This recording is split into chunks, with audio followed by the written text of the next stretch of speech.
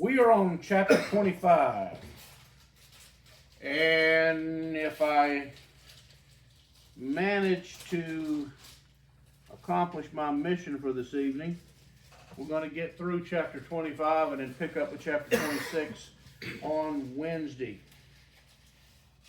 Now, beginning in verse 19, chapter 25 shifts gears a little bit. First part, of course, talking about the death of Abraham. Then we look briefly at the descendants of Ishmael.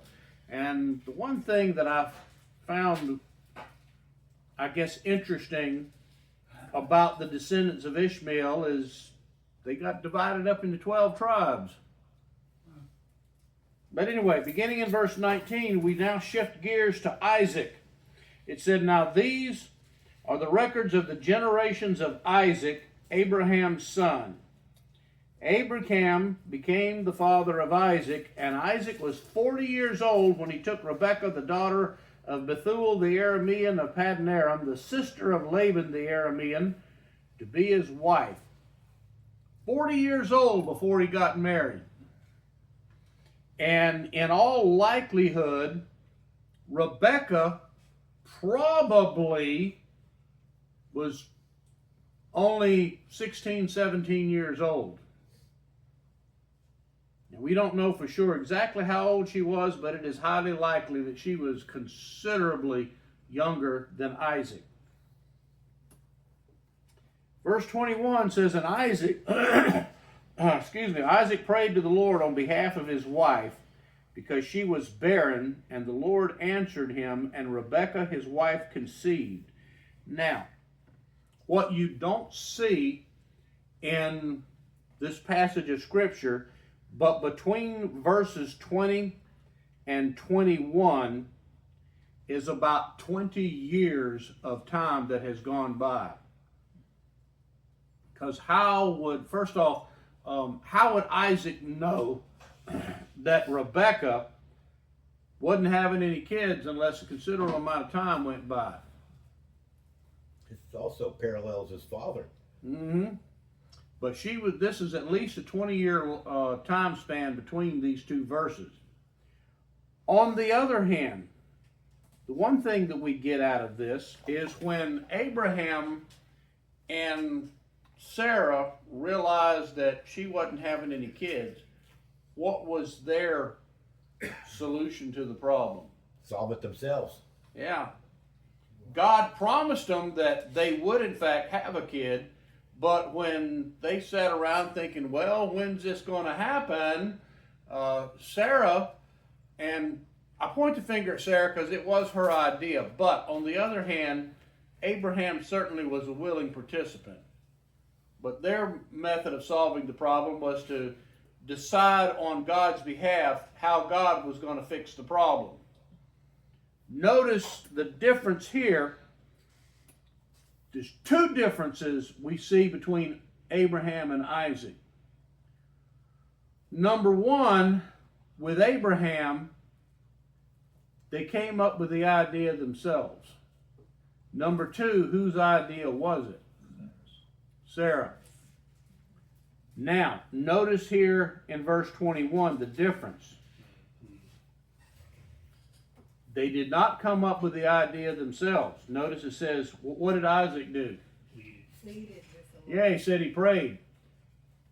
And two, who's doing the praying? Isaac. So we have a shift from leadership of the wife in this when Sarah comes up and says, well, maybe this is how God's going to do it. And Abraham is just, yeah, okay, whatever. I can almost see Abraham's just sitting there rolling his eyes going, yes, dear, whatever you say, dear. But now we have Isaac, who rather than coming up with a plan of his own, he prays for his wife. A complete different shift. The leadership is, or the situation is being led now by the husband, and the solution is not to cook up a plan, but to pray to God that God had fixed the problem. And it says, the Lord answered him, and Rebekah his wife conceived. By the way, How many times to our knowledge, did she conceive? Twice. Nope. Once and twins. Only once. Remember, Jacob and Esau were twins. It says, verse 22, but the children struggled together within her. And she said, if it is so, why then am I this way? So she went to inquire of the Lord. So now she apparently realizes she's having a problem pregnancy. Now when it says they struggle within her, I can only imagine what you ladies probably, can maybe relate to this. If she's got twins and they're kicking and fighting with each other, I mean, I guess, would you know that? Yes. You think so? I figured. I know what one would do. I can imagine if there was two. Well, I can only imagine probably what's going on here is that they've prayed for God to answer the prayer, and now that she's pregnant and she realizes that, oh man, this is uncomfortable. I got something going on here. And so she's asking, well, if God's answered my prayer, why is this happening this way? That's kind of the way I interpret what this is saying. It says, why then am I this way? But again, unlike Sarah, notice what her answer is. Go to the Lord. She went to inquire of the Lord. Now the question is, unless there was a prophet or someone who acted as priest nearby, how would she have gone to inquire of the Lord? Notice it does not say she inquired of the Lord. Notice how it words this. She went to inquire of the Lord. Rebecca went and inquired of somebody. Now, there's some theories that say basically she went to Isaac and asked Isaac to pray on her behalf, since God clearly had already answered Isaac's prayer once before. Or she could have gone to a priest to pray on her behalf. And here's one possibility. Keep in mind, who was the priest that had blessed Abraham originally? Melchizedek. Melchizedek. We have absolutely no clue if Melchizedek's alive at this point or not. So it's possible. Again, don't go off and say, well, this is what happened, because frankly, we don't know. But it's possible. She could have either gone and sought out Melchizedek if he was still alive, or whoever succeeded him as the priest in the town of Salem. But back then, and this much we do know, before the law was given, usually family patriarchs would act as the family priest. Didn't happen all the time, because for example, Melchizedek is a good example of where we have one individual who acted as a priest on behalf of the entire city. But Abraham was the patriarch and priest of his family. In the book of Job, Job acted as a priest on behalf of his entire family. I mean, he was the one that offered sacrifices for them. So before the law was given, whoever the family patriarch was tended to act as the priest. Now, if Abraham has died at this point, who of course would be the family priest? Isaac. So it's possible she may have gone to Isaac and said, hey, look, you prayed to God once before. How about pray to him again and find out why this is going on? Well, however she did this, God answered her. Verse 23 says, and the Lord said to her, 2 nations are in your womb, and 2 peoples shall be separated from your body. And one people shall be stronger than the other, and the older shall serve the younger. Now, I've often really kind of struggled with that a little bit, because I know we make a big deal out of, when twins are born, and this is definitely something you can kind of relate to, that whoever's born first, we claim as being the older, but in all likelihood, I mean, does it really matter? No, but it did to him. They tied a ribbon on their toe or something, didn't they, at the tradition? Actually, that wasn't this particular pregnancy. Right. I think that was. Buzz Aldrin was adamant about pointing out the fact that he and Neil Armstrong both landed on the moon at the same time. I'm sure he would. Buzz, knowing Buzz, I'm sure he did. Mm-hmm. That's to the same point. Neil got out first, but Mhm. from Buzz's perspective, they landed at the same time. But now that you brought that up, do you know why Armstrong was chosen as the commander and the one to step foot on the moon first? Civilian. Yeah, wasn't military. Because he had gotten out of the military. He was technically, legally a civilian. All right, but anyway, back to the subject at hand here. God essentially tells her that she's got twins.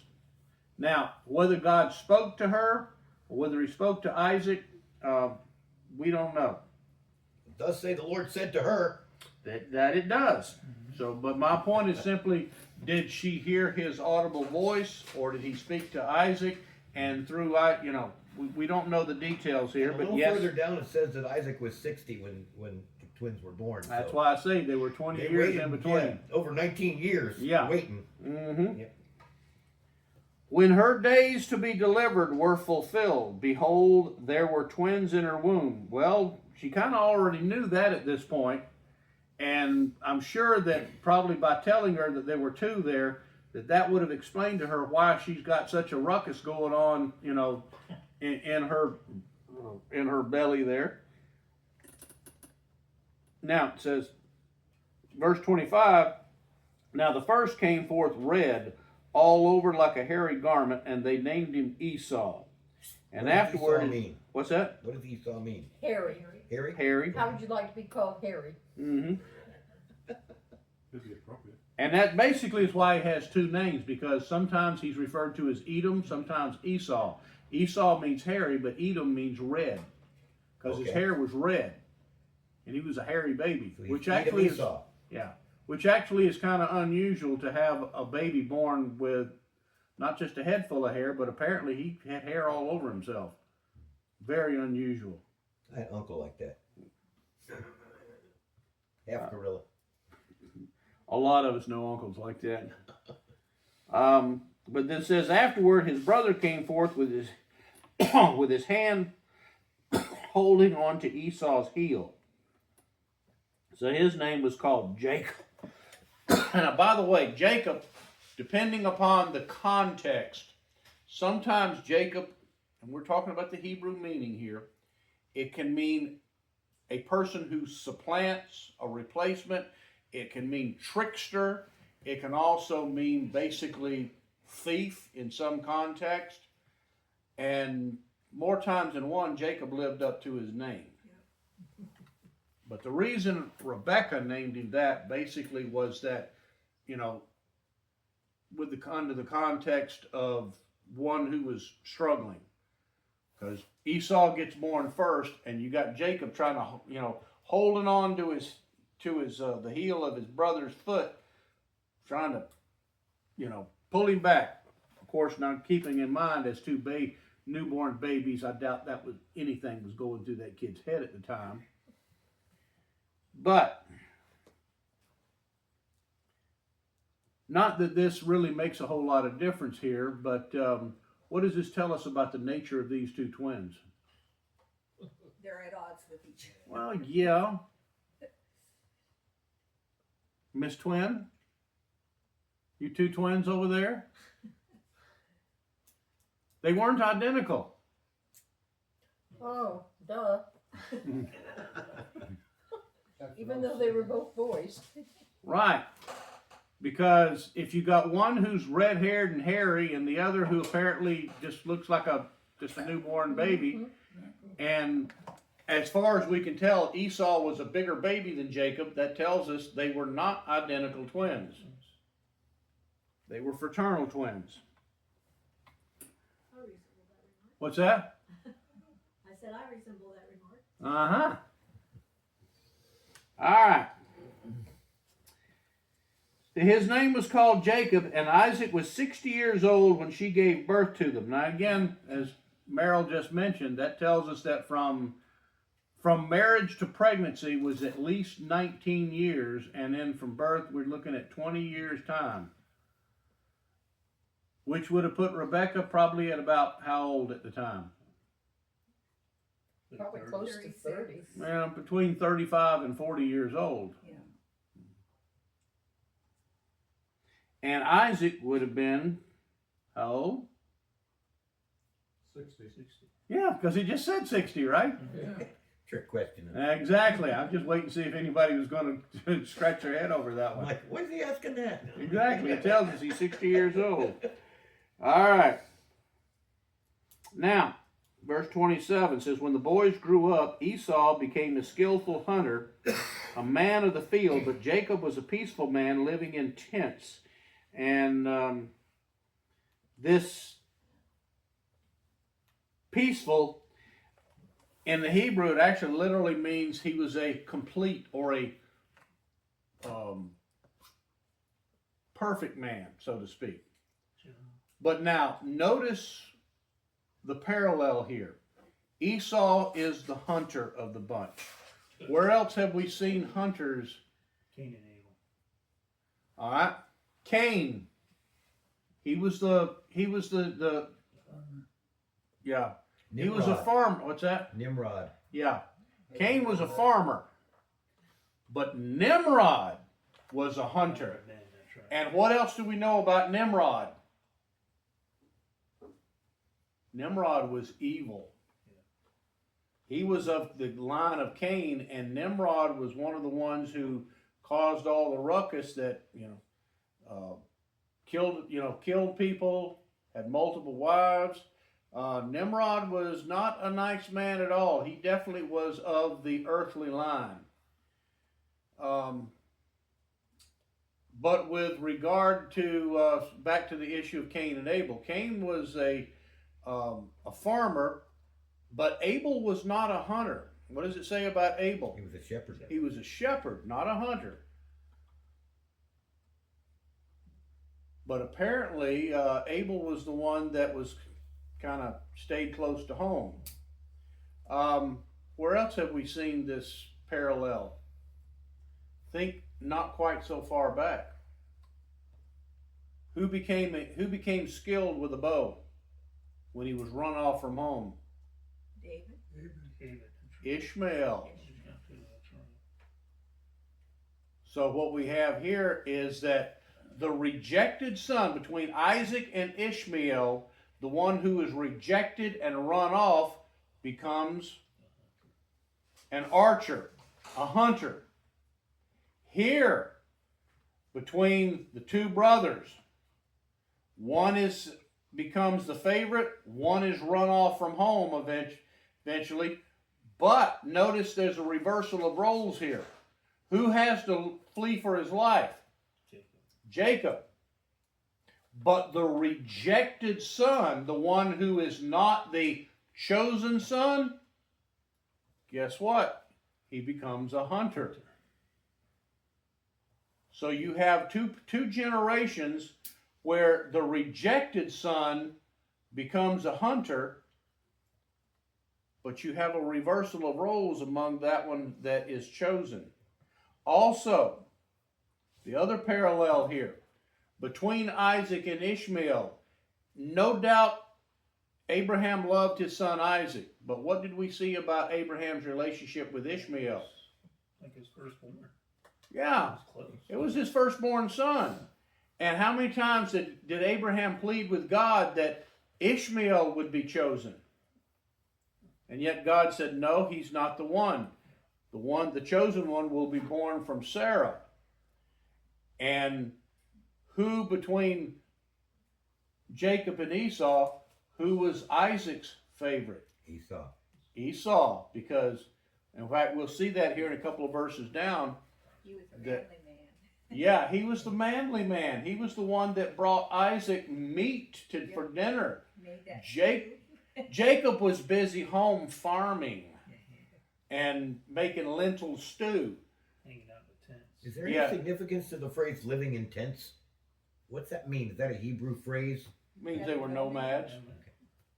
Look it up in the dictionary. It probably says living in tents. Yeah. I No, just just wondered meant- if it was a euphemism. No, it just means they were nomads. Because it didn't it- say that about Esau. It Yeah. just said it about Jacob. But again, we get the issue here that they still don't have a permanent home. But what we see here, well, verse 28 says, Now Isaac loved Esau because he had a taste for game, but Rebekah loved Jacob. Notice the parallel between mother and son here, between Abraham and Sarah. Abraham loved Ishmael because that was his firstborn, and Ishmael apparently went out and became a hunter and what have you. But the mama's boy, he's the one that got chosen. And who's the mama's boy? The younger one of the two, Isaac. And here in this one, who's mama's boy? Jacob, and he's the one that's chosen.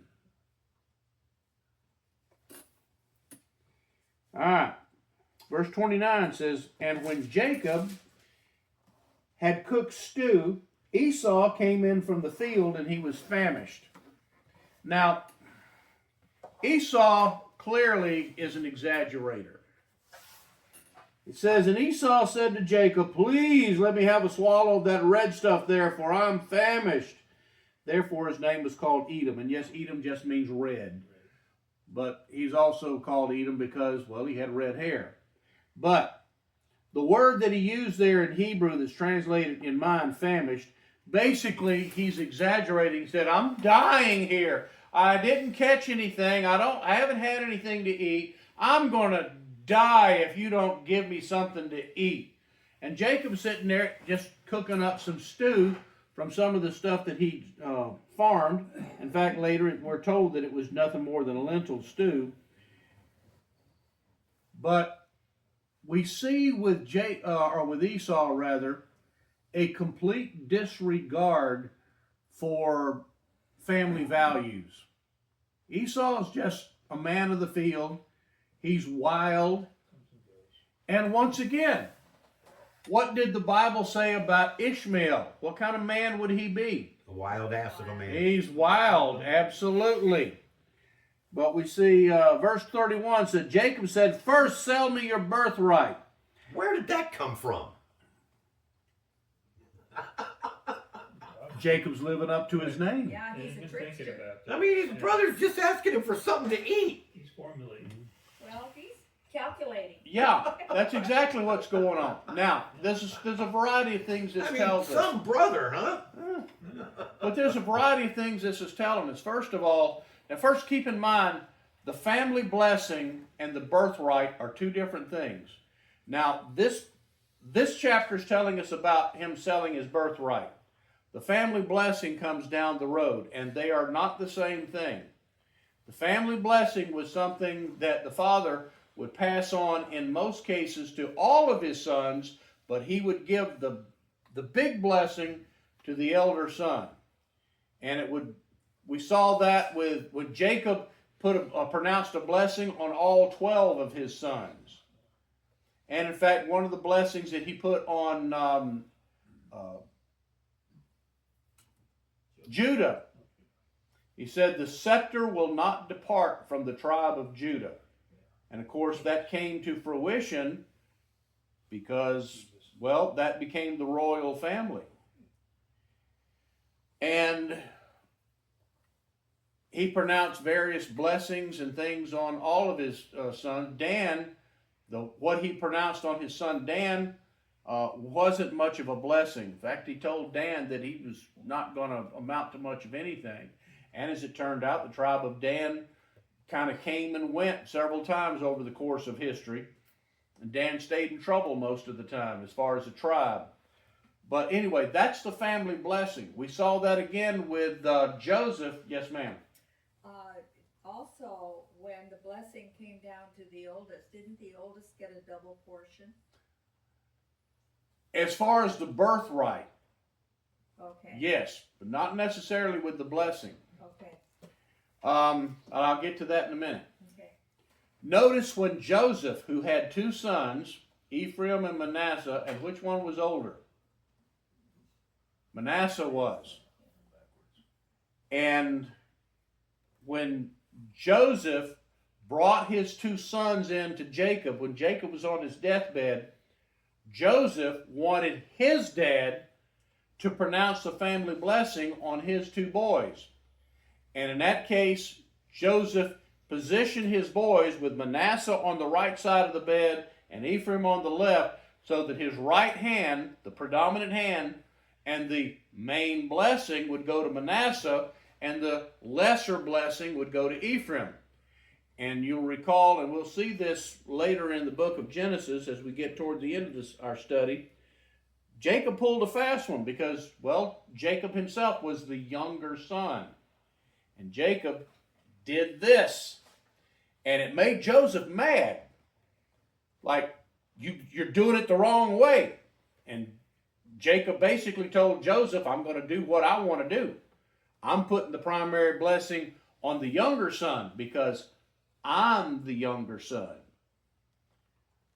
Well, that was with regard to the family blessing.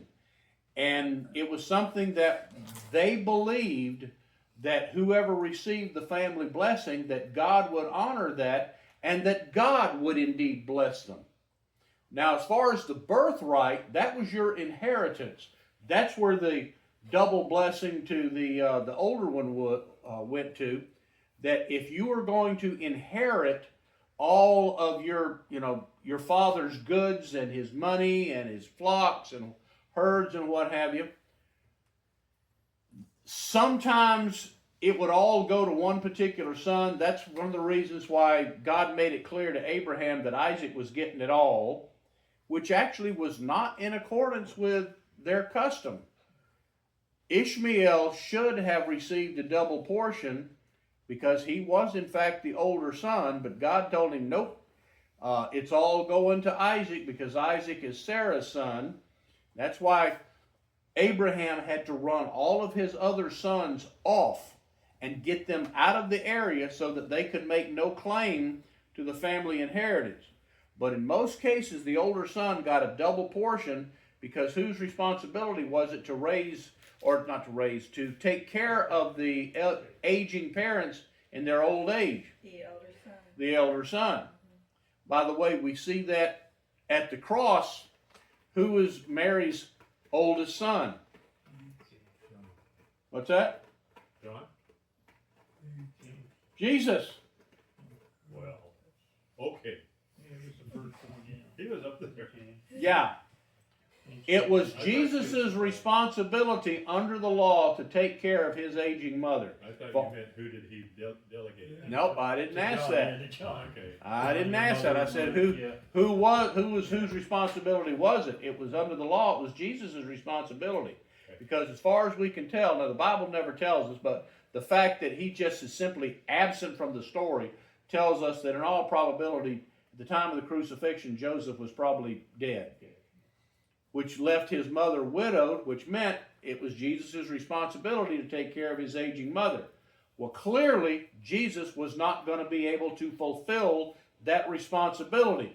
That's why, and now we get to your issue, that's why, as John was there present at the crucifixion, Jesus told John, says, John, your mother. In other words, John, take care of my mother. And he looks at Mary and says, here's your son. In other words, he's going to now take over what I'm responsible for.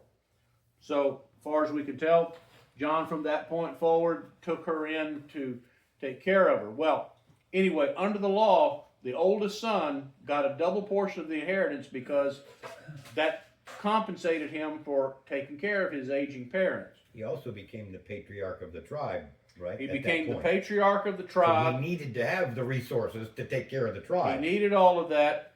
Well, here Esau, who should have received the birthright and been the one responsible for taking care of his aging parents, and more importantly, for receiving the family inheritance, this is why now in this spot, Jacob steps up and says, sell me your birthright. In other words, I'll give you something to eat if you indeed give me the family inheritance. I want all of it. To which Jacob legally was only authorized a third.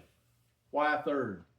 2/3 goes to the other guy. Yeah, because the other one got a double portion. Says, I want it all. Give it to me. And Esau apparently, what do I care? I'm dying. Got it. No, I was wondering how much Rebecca was in his ear about this too, to get, he was thinking about this stuff. Entirely possible that Rebecca could have been the one stirring the pot behind the scenes. Because we know that Jacob, and the Bible tells us Jacob was her favorite. She's the one that told Jacob that he was going to have to go up to their relatives. Well, that's basically, he was trying to get Jacob out of town before Esau killed him. Yeah. But at this point, he doesn't care anything about the birthright, which tells us something else too. Esau and Jacob both were probably young, and at this point in his life, Esau's thinking, what do I care? Typical, attitude of, he's probably at this point 17, 18, 19 years old. He don't care. He's exhibiting the typical attitude of a teenager. He does not care, has no respect at all for family heritage, for the inheritance. Don't make any difference to him. Anyway, let's finish this up. Jacob said, first sell me your birthright. And Esau said, behold, I'm about to die. So what of use then is that birthright to me? And he says basically, I don't care. And Jacob said, first swear to me. So he swore to him and sold his birthright to Jacob. That right there is what cost Esau everything. Then Jacob gave Esau bread and lentil stew. All that for some lentil stew and a little bit of bread. I don't know about you, but I don't even like lentils. And he ate and drank and rose and went on his way. Thus Esau despised his birthright. Well, to finish this up, after he probably went away, kind of gets a good night's sleep, thinks about it, what do you think probably hit him? He probably wakes up the next morning and realizes, What have I done? I messed up. He's probably had a night to think this over and realizes, I done messed up.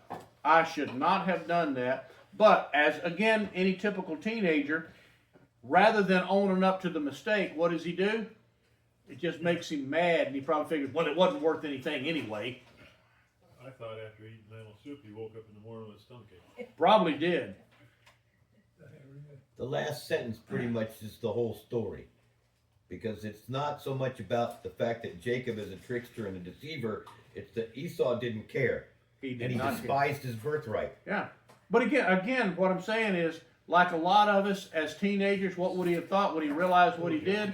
Rather than owning up to the mistake he made, he just got mad about it and thinks, well, to justify it to himself, well, it wasn't worth anything anyway. Or it's all Jacob's fault because he tricked me. Exactly. He blackmailed me into doing this. But, Right, it's worth it. yeah, so the two things you see in this, and that's what the walkaways from this are, number one, Esau didn't care. He had no respect for the birthright. And the other thing we see out of this is Jacob is already, at this point in his life, living up to his name. He's a trickster. He's a thief and a trickster. Questions this evening? And God still loved him. And God still loved him. God uses broken people. Yeah. And the theological takeaway from that is it's not about us, it's about who God chooses. That's right. All right. Anybody else? Sounds like he got a little bit of Rebecca's brother in him. Well, keep them in mind, Jacob has been Take after raised his by uncle. and is the favorite son of Laban's sister. So yeah, he's probably got a little bit of the family attitude in him. Yeah. All right, Mario.